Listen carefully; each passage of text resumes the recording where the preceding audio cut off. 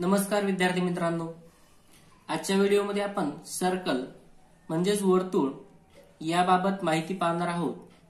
वर्तुळाशी संदर्भात असलेल्या विविध संकल्पना समजून घेऊया आणि नंतर त्यावर आधारित काही उदाहरणांचा सराव करूया। सर्वप्रथम समजून घेऊया सर्कल म्हणजे काय। या ठिकाणी एक ओ पॉइंट लिहिलेला आहे। या ओ पॉइंट पासून समान अंतरावरच्या सर्व बिंदू जर आपण एकत्र केले, या बाजूला एक बिंदू असे प्रत्येक ठिकाणी बिंदू घेतला आणि हे सर्व बिंदू किंवा पॉइंट आपण जर एकत्र केले तर याला आपण सर्कल म्हणणार आहोत। The set of points in a plane equidistance from fix point in that plane is called a circle. या ठिकाणी असलेला हा ओ पॉइंट पासून फिक्स अंतरावर सर्व बाजूंनी असलेल्या बिंदूंचा समूह म्हणजेच वर्तुळ आहे।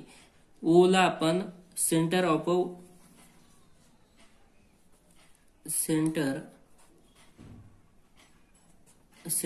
अ सर्कल असं म्हणणार आहोत किंवा त्याला वर्तुळ केंद्र आहे point O. Centre of a circle आपण म्हणणार आहोत पॉइंट ओ आहे या ठिकाणी। आता नंतर आहे रेडियस किंवा त्रिज्या म्हणजे काय, तर ह्याच आकृतीमध्ये समजून घेऊ। केंद्र ओ आहे, या केंद्रापासून मी वर्तुळावर कुठेही एक पॉइंट घेतला ए, इकडे पॉइंट घेतला बी, इथे घेतला सी, तर केंद्रापासून ते ह्या ए पॉइंट पर्यंतचं जे डिस्टन्स आहे किंवा सेंटर पासून ते बी पॉइंट पर्यंतचं डिस्टन्स, सेंटर पासून मी इकडे जर डी घेतला, हा सी आहे, तर अशा प्रत्येक बिंदूपर्यंतचं जे डिस्टन्स असणार आहे ते म्हणजेच त्या वर्तुळाची त्रिज्या किंवा रेडियस असणार आहे। Centre to a point on a circle हे जे डिस्टन्स असणार आहे ते म्हणजेच त्रिज्या।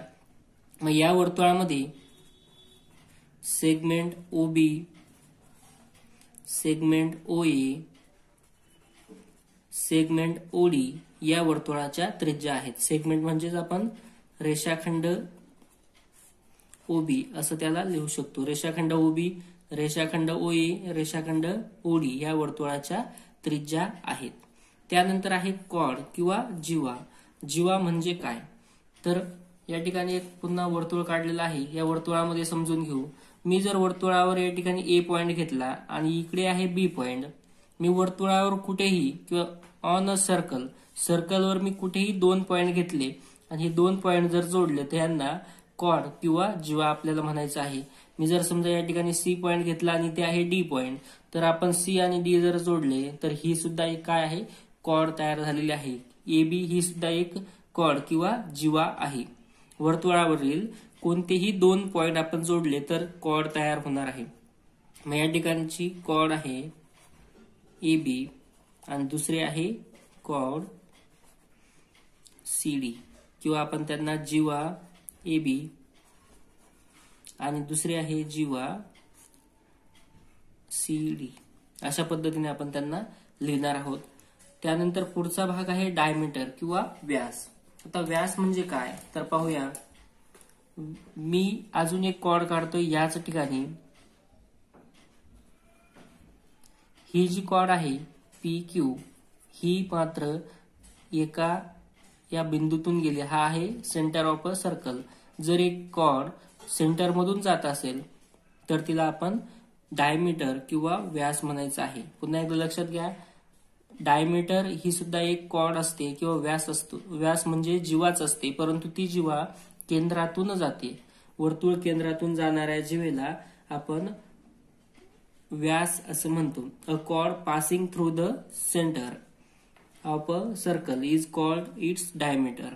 आता व्यास या ठिकाणी कोणता आहे तर मग आपण म्हणू शकतो डायमीटर आहे या ठिकाणी सेगमेंट पी क्यू, हा या वर्तुळाचा डायमीटर आहे। मग ह्या डायमीटर आणि रेडियस यांच्या संदर्भात आपल्याला एक सेंटेन्स म्हणता येईल की जो याच वर्तुळामध्ये जर पाहिलं तर ओपी ही काय आहे, रेडियस आहे। पुन्हा ओ क्यू ही सुद्धा एक रेडियस आहे। म्हणजे डायमीटर म्हणजे तर दोन वेळा रेडियस, याचाच अर्थ diameter is equal to 2r किंवा 2 गुणिले त्रिज्या। व्यास म्हणजे 2 गुणिले त्रिज्या हे आपल्याला लक्षात ठेवायचं आहे. पुढे उदाहरण सोडवताना आपल्याला उपयोग होईल. आणि जर त्रिज्या विचारलं तर त्रिज्या ही कशी असते किंवा R is equal to D/2 व्यासाच्या निम्मे असते किंवा व्यास छेद 2 व्यासाच्या निम्मे असते त्रिज्या. पुढे आहे सेगमेंट ऑफ द सर्कल किंवा वर्तुळखंड आपण त्याला म्हणणार आहोत. मी या ठिकाणी एक कॉर्ड काढून घेतो. जीवा AB या ठिकाणी मी वर्तुळामध्ये काढलेले आहे. या जीवेमुळे या सर्कलचे 2 पार्ट मध्ये आपण डिवायडेशन केलेलं आहे. हा जो एक आहे हा लहान पार्ट आहे आणि हा जो आहे हा मोठा भाग आहे. यांना सेगमेंट ऑफ द सर्कल असं म्हटलं जातं किंवा वर्तुळखंड असं म्हणतात. हा जो आहे याला आपण minor segment of a circle आणि हा जो आहे मोठा त्याला आपण major segment of a circle म्हणणार आहोत. म्हणजेच विशाल वर्तुळखंड आणि हा जो आहे हा आहे लघु वर्तुळखंड.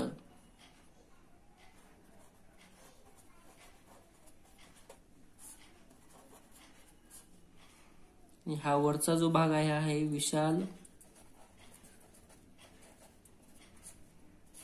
विशाल वर्तुळखंड आणि जो खाली आहे हा आहे मायनर म्हणजेच लघु वर्तुळखंड. त्यानंतर आहे सेमी सर्कल किंवा अर्धवर्तुळ. याच प्रकारे सेगमेंट ऑफ अ सर्कलच आहे. हा सेमी सर्कल म्हणजे सुद्धा सेगमेंट ऑफ द सर्कल किंवा वर्तुळखंड आहे. पण कसा आहे ते पाहूया. जर वर्तुळाला आपण एक डायमीटर काढला किंवा व्यास काढला तर याचे 2 पार्ट मध्ये आपण डिवायडेशन करतो आणि हा प्रत्येक पार्ट म्हणजेच एक अर्धवर्तुळ आहे किंवा सेमी सर्कल आहे.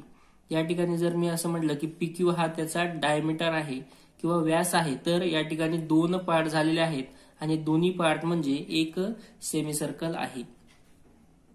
या ठिकाणी वर्तुळावर point A, point B, C आणि D असे मी 4 पॉइंट घेतलेले आहेत.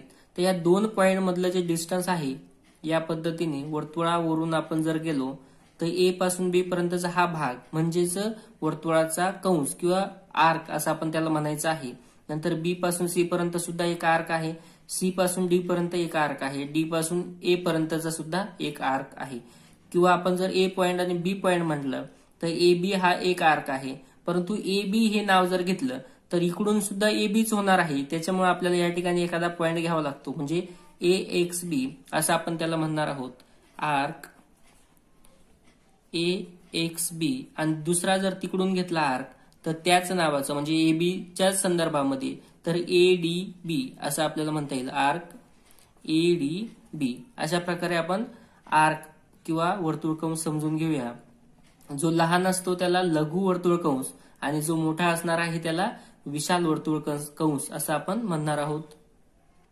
आता पाहूया सेंट्रल अँगल किंवा केंद्रीय कोन म्हणजे काय. आपण आर्क पाहिला. A पासून ते B पर्यंत हा एक आर्क आहे. या आर्कच्या समोर केंद्राजवळ जो कोन होतो सेंटर जवळ जो अँगल तयार होणार आहे तो म्हणजेच आपला केंद्रीय कोन असणार आहे. हा AXB या आर्कच्या समोरचा जो केंद्राजवळ झालेला कोन आहे तो म्हणजेच केंद्रीय कोन आहे. मग या ठिकाणी अँगल AOB हा आपला आहे सेंट्रल अँगल किंवा केंद्रीय कोन. मग याचं जे माप असतं किंवा याचं जे मेजरमेंट असणार आहे ते समोरच्या आर्क एवढंच असणार आहे. म्हणजे मेजरमेंट ऑफ आर्क AXB. आपल्याला या आर्कचं जे माप सांगितलेलं असेल तेच माप या अँगलचं असणार आहे. या ठिकाणी AXB हा एक आर्क आहे आणि AYB हा दुसरा आर्क आहे. हे दोघं आर्क एकत्र केले म्हणजेच काय तयार होतं तर एक सर्कल तयार होतं. म्हणजे दोघं आर्क एकत्र केल्यानंतर त्यांचं जे मेजरमेंट असणार आहे ते 360 डिग्री असणार आहे. मग जर आपल्याला त्या दोघांपैकी एक आर्क माहित असेल तर आपण दुसरा आर्क सांगू शकतो. फॉर एक्झाम्पल जर हा 60 डिग्री आपल्याला दिला, हा जर असेल 60 डिग्री तर यावरून आपण हा केंद्रीय कोन किंवा सेंट्रल अँगल सांगणार आहे. त्याचं जे डिस्टन्स आहे ते सेम असतं किंवा माप जे आहे ते मेजरमेंट सेम असतं. मग हा 60 डिग्री आहे, हा पण 60 डिग्री आहे.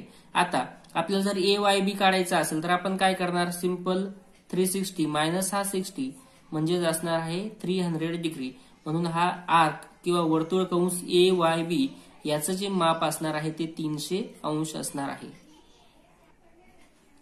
इन्स्क्राइब्ड अँगल किंवा आंतरलिखित कोन म्हणजे काय आता समजून घेऊया. आंतरलिखित कोन.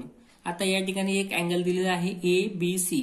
या अँगलचा जो आहे हा एक पॉइंट आहे आणि तिकडच्या बाजूला हा C पॉइंट आहे. हे दोन पॉइंट पासून हे जे अंतर असणार आहे, हा एक आर्क मी रेषांनी दाखवतो म्हणजे लक्षात येईल तुमच्या.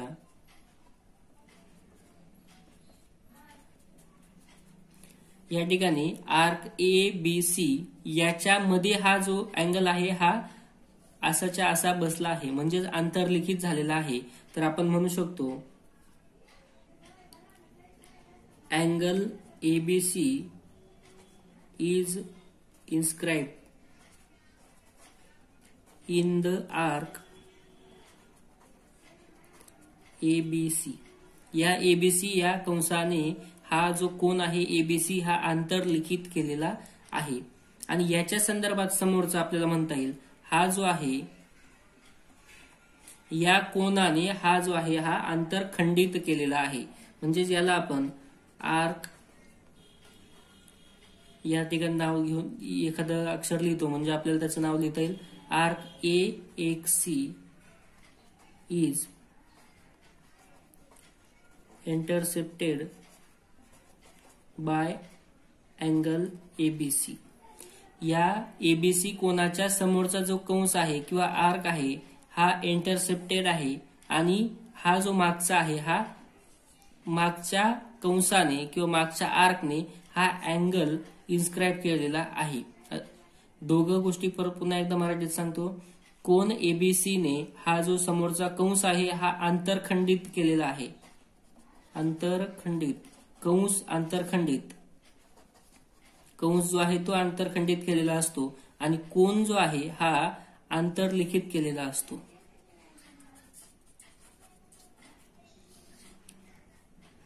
या ठिकाणी मराठीत एकदा लिहितो. कोन ABC हा कंस ABC ने आंतरलिखित केला आहे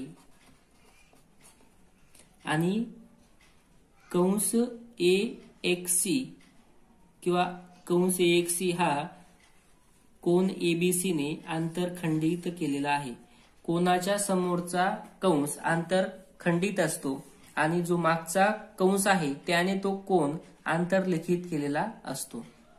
यामध्ये जास्त कन्फ्युज होऊ नका. फक्त एक लक्षात ठेवायचं आहे आपल्याला की मेजरमेंट ऑफ अँगल ABC हा जो ABC कोन आहे याचं जे माप आहे या समोरचा जो कंस आहे याच्या हाफ असणार आहे. म्हणजेच 1/2 मेजरमेंट ऑफ आर्क AXC हा जो समोरचा आर्क आहे याच्या हाफ याचं माप असणार आहे. म्हणजे जर हा आपण म्हटलं की हा 60 डिग्री आहे तर यावरून आपण याचं माप सांगू शकतो. हा किती असणार आहे 30 degree.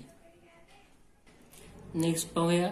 An angle subtended by a semicircle at point of the circle is right angle. अर्धवर्तुळाने आंतरलिखित केलेला कोन काटकोन असतो. आता या ठिकाणी A पॉइंट आणि C हे जर जोडले आणि सेगमेंट AC जर का त्याचा डायमीटर असेल म्हणजे आपल्याला या ठिकाणी दोन सेमी सर्कल तयार झालेले आहेत किंवा अर्धवर्तुळ तयार आहेत. मग या अर्धवर्तुळामध्ये आंतरलिखित केलेला म्हणजे मी जर या प्रकारचा अँगल काढला तर या अँगलचं जे माप असतं ते असतं 90° किंवा हा असणार आहे आपला राईट अँगल. मग मी या ठिकाणी जर B पॉइंट घेतला तर ABC इज इक्वल टू आपल्याला म्हणता येईल 90 डिग्री. आता एवढंच नाही तर मी या A पासून C पर्यंत राहू देतो आणि इकडे एक घेतो वाटलं तर. हा जो आता नवीन अँगल तयार होतोय त्याला नाव दिलं मी ADC. तर याचं सुद्धा जे मेजरमेंट आहे ते असणार आहे 90 डिग्री. या ठिकाणी यापासून ते इथपर्यंत कुठेही आपण अँगल घेतला, इथे जरी घेतला एक, तर याचं सुद्धा जे मेजरमेंट आहे ते असणार आहे 90 डिग्री. कारण हे कुठे येत आहेत तर हे सेमी सर्कल मध्ये येत आहेत आणि त्यांचा जो पॉइंट आहे तो ऑन अ सर्कल आहे आणि जे एंड पॉइंट आहेत ते आहे ते म्हणजेच डायमीटरवर. तर अशा कंडिशन मध्ये या ठिकाणी झालेला प्रत्येक अँगल हा 90 डिग्रीचा म्हणजेच राईट अँगल असणार आहे. म्हणून मी लिहितो या ठिकाणी angle ABC is equal to 90 degree. Angle ADC is equal to सुद्धा 90 डिग्री आणि angle AEC is equal to 90 degree. अशा प्रकारे आपण अर्धवर्तुळामध्ये जर एखादा अँगल असेल तर त्याचं माप सांगू शकतो, ते असतं 90 अंश. पुढे आहे सायक्लिक क्वाड्रिलेटरल किंवा चक्रीय चौकोन. आता चक्रीय चौकोन म्हणजे काय, तर एखाद्या सर्कलवर आपण जर 4 पॉइंट घेतले आणि ते 4 पॉइंट जोडले तर त्या ठिकाणी एक चौकोन तयार होईल. तो चौकोन म्हणजेच सायक्लिक क्वाड्रिलेटरल किंवा चक्रीय चौकोन असणार आहे. मी या ठिकाणी घेतला पॉइंट ए, पॉइंट बी, त्यानंतर इकडे सी आणि हा डी. तर हे 4ही पॉइंट जर आपण जोडले तर या ठिकाणी जी एक चौकोनाची आकृती तयार झाली ती म्हणजेच एक चक्रीय चौकोन आहे. जेव्हा चौकोनाचे 4ही बिंदू वर्तुळाच्या परिघावर असतील त्यावेळेस आपण त्याला चक्रीय चौकोन म्हणायचं आहे.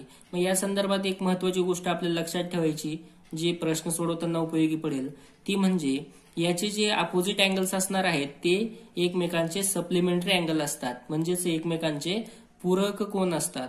म्हणून angle A plus angle C एकमेकांच्या समोरासमोरचे यांची जी बेरीज आहे ती येणार आहे 180 डिग्री.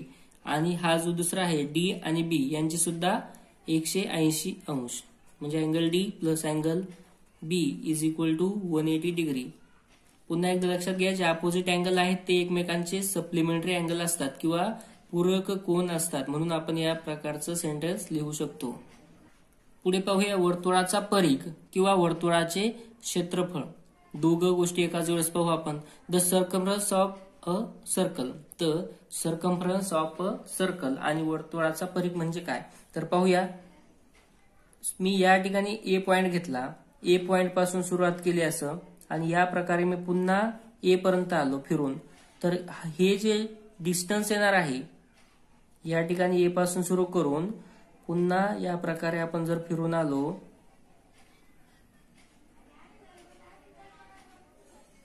ए पर्यंत, तर हे जे डिस्टन्स आहे याला आपण वर्तुळाचा परिघ असं म्हणतो. आपण आतमध्ये गेलेलो नाही, वर्तुळाच्या किंवा सर्कलच्या आत नाही गेलो, तर फक्त बाहेरून एक फेरी कंप्लीट केली तर ते म्हणजेच त्याचा सर्कम्फरन्स आहे किंवा त्याचा परिघ आहे.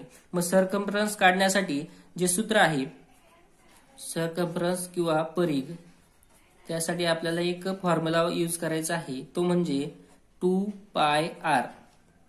2πr हे आपल्याला सूत्र वापरायचं आहे वर्तुळाचा परिघ काढण्यासाठी. जर आपल्याला व्यास माहित असेल तर त्यावेळेस आपण पाय डी हे सूत्र वापरू शकतो, कारण हे सूत्र जर पाहिलं त्यामध्ये 2r, 2 आणि r, 2r मीन्स डी, त्यामुळे आपण पाय डी हे सूत्र सुद्धा या ठिकाणी यूज करू शकतो. मग हा जो पाय आहे याची जी व्हॅल्यू आहे पाय इज इक्वल टू 22/7 किंवा 3.14 असे आपण घेणार आहोत. ज्या वेळेस आपल्याला गरज पडेल तेव्हा 22/7 घ्या, म्हणजे आपल्याला 7ने वरच्या एखाद्या संख्येला भाग देता येतो, आणि जर नसेल तर मग आपण त्यावेळेस 3.14 घेणार आहोत. आता पुढे पाहूया वर्तुळाचं क्षेत्रफळ. क्षेत्रफळ म्हणजे काय समजून घ्या. आता आपण सर्कम्फरन्स किंवा परिघ म्हणजे फक्त वर्तुळाच्या कडेने आपण एक चक्कर किंवा एक फेरी मारली. आता सर्कम्फरन्स म्हणजे क्षेत्रफळ म्हणजे या ठिकाणी मी मधला जो भाग आहे हा डार्क करतो, म्हणजे तुमच्या लक्षात येईल की क्षेत्रफळ म्हणजे काय असणार आहे. तर हा जो मधला भाग आहे हा म्हणजेच आपलं क्षेत्रफळ असणार आहे, वर्तुळाचं क्षेत्रफळ किंवा the area of a circle. मग यासाठी आपल्याला एक फॉर्म्युला यूज करायचा आहे. एरियासाठी लिहायचा आहे area is equal to pi r square किंवा वर्तुळाचं क्षेत्रफळ बरोबर पाय आर वर्ग. आर म्हणजे काय आहे या ठिकाणी आपल्याला माहित आहे, आर मीन्स त्रिज्या किंवा रेडियस आहे. हे आपल्याला सूत्र वापरायचं आहे. आणि पाय म्हणजे काय आता सांगितलं तुम्हाला, त्यामुळे आपण या ठिकाणी वर्तुळाचं क्षेत्रफळ आणि परिघ काढणार आहोत. पुढे पाहूया properties of a circle and chord. वर्तुळ केंद्र आणि जीवा यांच्याशी संबंधित असलेले गुणधर्म. मी यावर जास्त वेळ घेत नाही, फक्त समजून घ्या शॉर्टकटमध्ये. जर आपण हा ओ सेंटर आहे, या सेंटर पासून जर आपण या कॉर्डवर म्हणजे जीवा ए बी वर आपण जर परपेंडिक्युलर म्हणजे लंब काढला, हा परपेंडिक्युलर आहे ओपी. मी लिहून घेतो segment OP perpendicular to chord AB, रेख OB लंब जीवा AB. जर असं असेल तर या पोझिशन मध्ये, मी इथे ईप लिहितो, जर असं असेल तर या पोझिशन मध्ये आपण काय लिहू शकतो किंवा आपल्याला काय समजायला पाहिजे. तर जर या जीवा AB वर हा लंब असेल तर हा या जीवेचे 2 भाग करणार आहे आणि ते 2 भाग जे आहेत ते इक्वल असणार आहेत. म्हणून मी लिहू शकतो की length AP is equal to length PB. ज्यावेळेस हा लंब असेल तर हे 2 समान भाग होणार आहेत. आणि जर आपल्याला याच्या अपोजिट जर असं सांगितलं की हे 2 पार्ट समान आहेत, तर यावरून आपण समजून घ्यायचं की हा काय आहे, परपेंडिक्युलर आहे किंवा लंब आहे. एकमेकांच्या अपोजिट गोष्टी लक्षात घ्या. या ठिकाणी सांगितलेलं आहे की जीवा AB आणि जीवा CD या जर का एकरूप असतील, या दोघी जर का सारख्या असतील, if AB is equal to CD हे जर आपल्याला सांगितलं, तर या ठिकाणी असलेलं हे डिस्टन्स आणि हे डिस्टन्स जे आहे हे समान असणार आहे. म्हणजे OP आणि OQ हे सुद्धा कसं असेल, तर OP is equal to OQ. जर 2 जीवा किंवा दोन्ही कॉर्ड सारख्या असतील, इक्वल असतील, तर जे डिस्टन्स असतं ते देखील सेम असतं एकाच वर्तुळामध्ये, जर हे कंडिशन असेल तर. पुढचं एक उदाहरण अजून. या ठिकाणी असलेला हा अँगल आहे, अँगल AOB. हा जो अँगल आहे याचं माप आणि इकडे एक झालेला अँगल COD, अँगल AOB आणि अँगल COD हे जर दोघं सारख्या मापाचे असतील, तर आपण म्हणू शकतो की कॉर्ड AB आणि कॉर्ड जी आहे CD यांचं सुद्धा माप सारखं असणार आहे. या अँगलचं सारखं असेल तर त्याच्या समोर असलेल्या ज्या कॉर्ड आहेत त्या सुद्धा इक्वल असतील. किंवा याच्या अपोजिट जर आपल्याला असं सांगितलं की कॉर्ड सारखे आहेत, chord AB is equal to chord CD हे त्यांनी जर आपल्याला सांगितलं, तर त्यावरून आपण काय म्हणणार, त्याच्या समोर असलेला हा जो आहे सेंट्रल जवळ असलेला अँगल हा देखील इक्वल असणार आहे. म्हणून जर ही गोष्ट त्यांनी सांगितली तर आपण म्हणायचं आहे की angle COD is equal to angle AOB. हे एकमेकांच्या अपोजिट आहेत, इनव्हर्स आहेत.